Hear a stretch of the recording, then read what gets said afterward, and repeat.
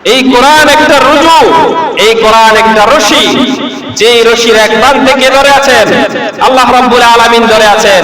আর অপর প্রান্তে এই বিশ্বের গোটা পৃথিবীর মানব জাতি যদি কোরআনকে, মুসলিম জাতি যদি কোরআনের এই কোরআন নামীয় রশিটাকে যদি ধারণ করত, তাহলে আমাদের ভাগ্য খুলে যেত না?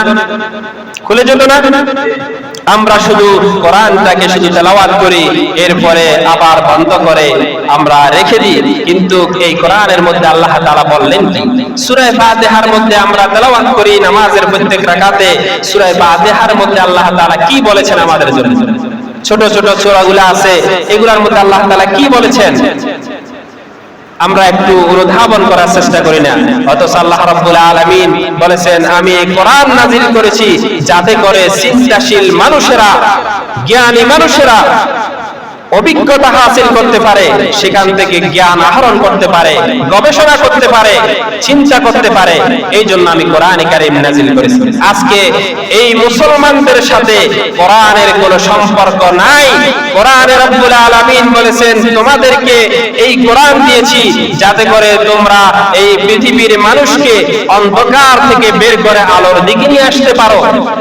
মাইকেল হার্ট, ইহুদি খ্রিস্টানরা ঠিকই কোরআন পড়ে, হাদিস পড়ে, প্রত্যেক লাইনে লাইনে তারা গবেষণা করে। মাইকেল হার্টের কথা বলতেছি। মাইকেল হার্ট খ্রিস্টান ছিলেন। তিনি কোরআনে কারীমের শব্দ ভিত্তিক প্রত্যেক লফজ লফজে তিনি রিসার্চ করেছেন। হাদিসের প্রত্যেক লফজ লফজে রিসার্চ করে বুখারী শরীফের শব্দ ভিত্তিক হাদিস লিখেছেন। এরপরেও তিনি ইসলাম গ্রহণ করেন নাই। ডাহানবেট কিতাব লিখেছেন। এই পৃথিবীর বড় বড় মনীষীদের জীবনী তিনি গবেষণা করে তার কিতাবের মধ্যে সন্নিবেশন করেছেন। সর্বপ্রথম তিনি যার নাম তার কিতাবের মধ্যে দিয়েছেন, তিনি হচ্ছেন আমাদের নবী, বিশ্ব নবী জনাবে মুহাম্মদ আরবি সাল্লাল্লাহু আলাইহি ওয়াসাল্লামের নাম সন্নিবেশন করেছেন। তাকে বলা হলো, মুসলমানদের নবীর নাম দিলা তোমার কিতাবের মধ্যে, কিন্তু মুসলমান হলো না কেন? তিনি বলছেন, এই কোরআনে কারীম পড়ে, হাদিস পড়ে, ইসলাম সম্পর্কে রিসার্চ করে যতটুকু আমার ধারণা হয়েছে, আমি বুঝেছি যা ইসলামের চাইতে বড় কোন ধর্ম, ইসলামের থেকে সত্যি ধর্ম, সত্যিকারের ধর্ম এই পৃথিবীর বুকে আর হতে পারে না।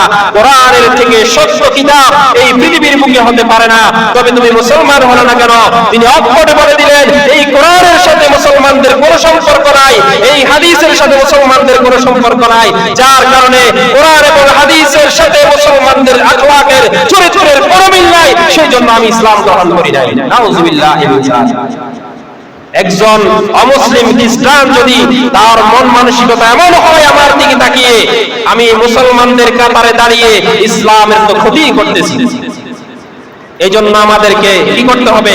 কোরআন এবং হাদিস, আল্লাহর এই কোরআন যেই জন্য আল্লাহ রাব্বুল আলামিন পাঠিয়েছেন, সেই জন্য কোরআনকে আমরা বুঝে বুঝে পড়ার চেষ্টা করব। রাজি আছেন তো ইনশাআল্লাহ? কে কে রাজি আছেন একটু হাত তুলে আল্লাহকে দেখান। আল্লাহ রাব্বুল আলামিন আমাদেরকে কবুল করুক।